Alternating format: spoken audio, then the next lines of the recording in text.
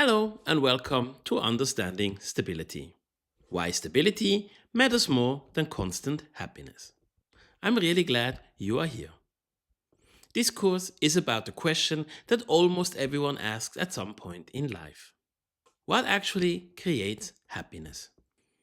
Many of us grow up believing that happiness means feeling good most of the time.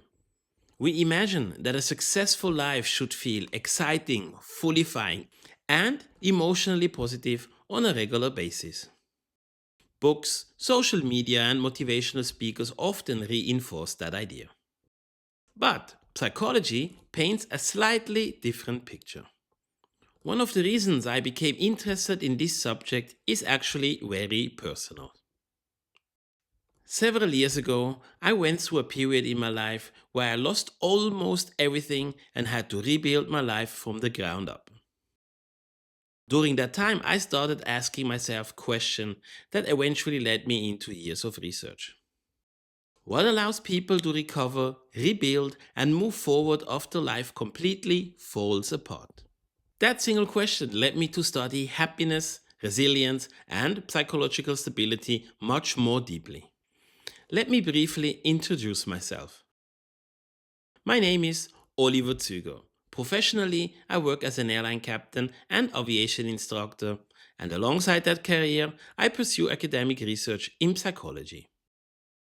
Today, I also teach and conduct research as a professor in psychology, focusing on human well being, long term psychological stability, and happiness. As part of my academic work, I also completed a training in higher education teaching through Harvard University Box Center, which strongly influenced how I approach teaching and course design.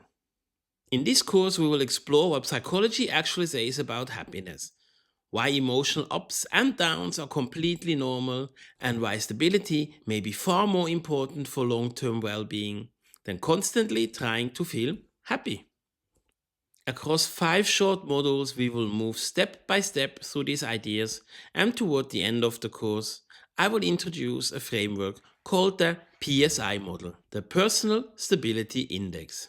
By the end of this course, you will have a clearer understanding of how happiness actually works from a psychological perspective. You will also gain a practical way to think about well being, resilience, and stability in your own life.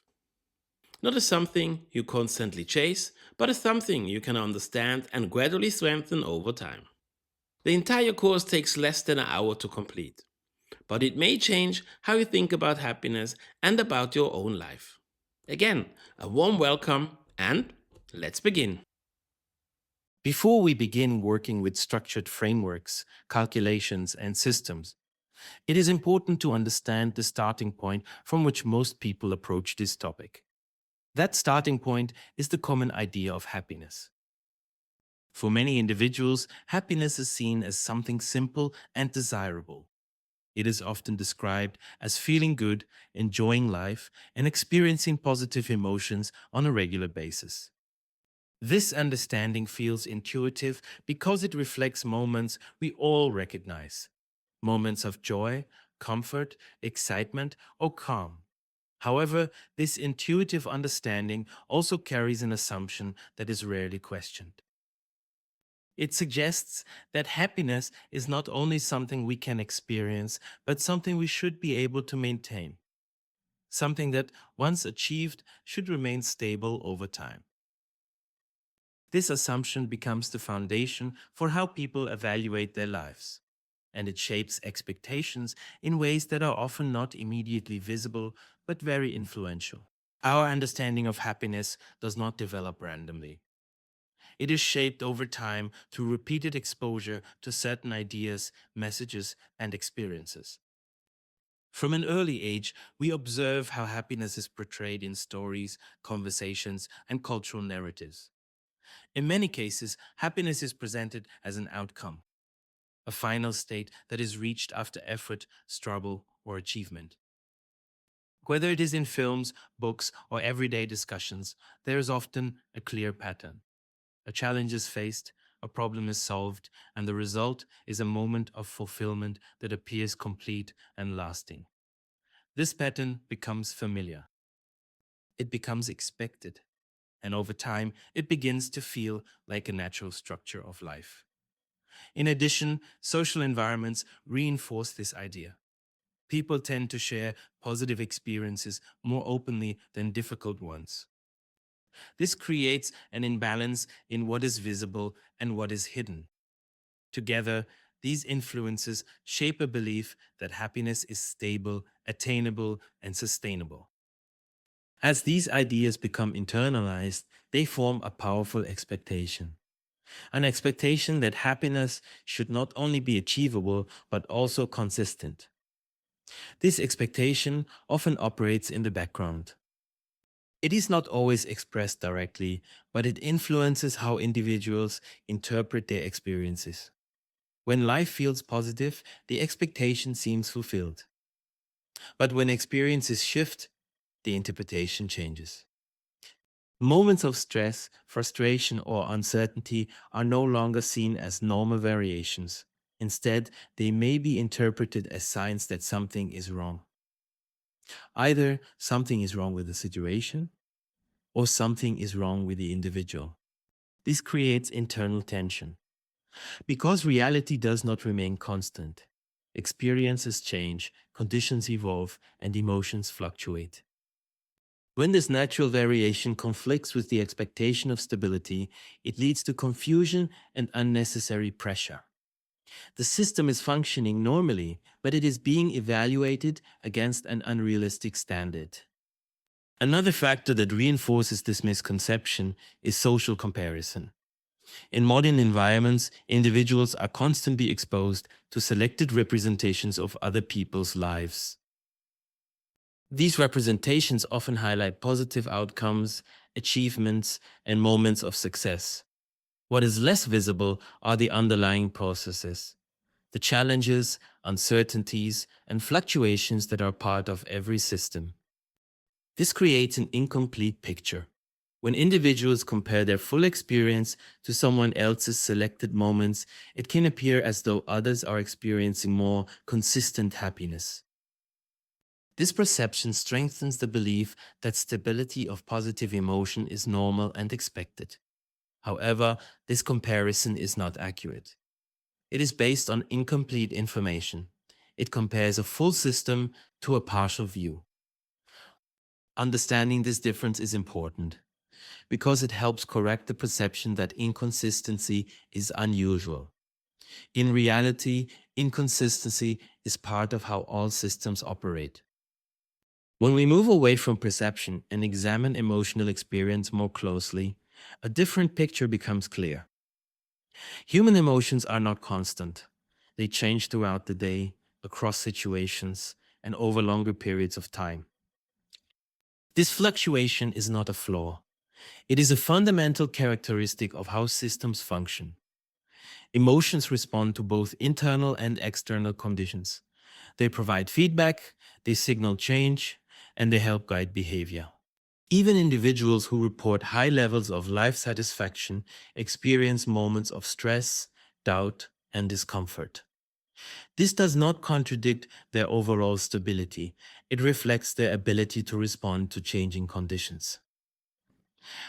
Understanding this is essential because it reframes variation as normal rather than problematic.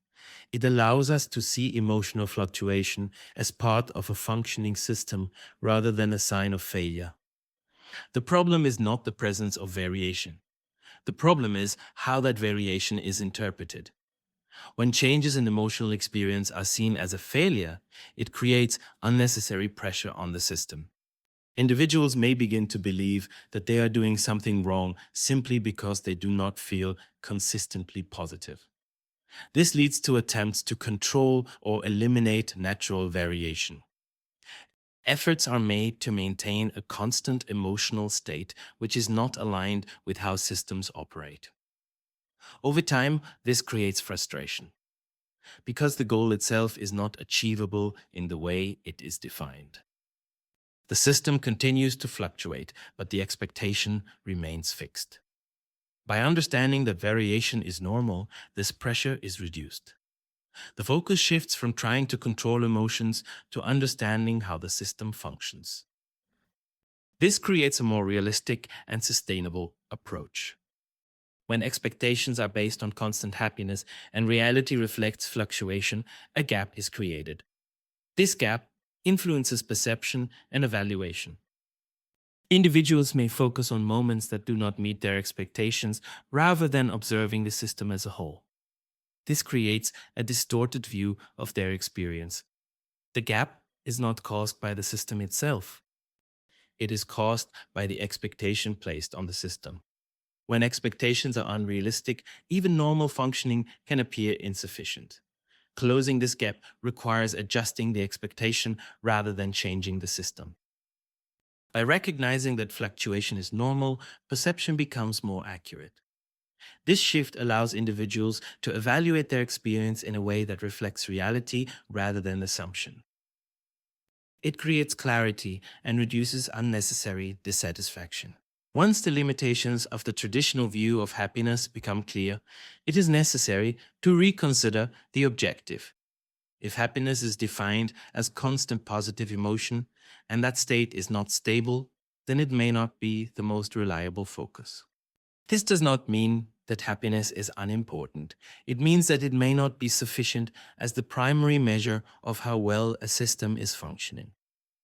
Instead, we begin to look for something more consistent, something that reflects how the system operates over time, not just in isolated moments. This requires a shift in perspective. It involves moving away from evaluating individual emotional states and toward understanding broader patterns of functioning. This shift does not remove the value of positive experience, it places it within a more realistic framework. At this stage, the goal is not to replace one idea with another immediately. The goal is to create space for a different perspective to emerge. We have examined how the common understanding of happiness is formed and how it influences expectations.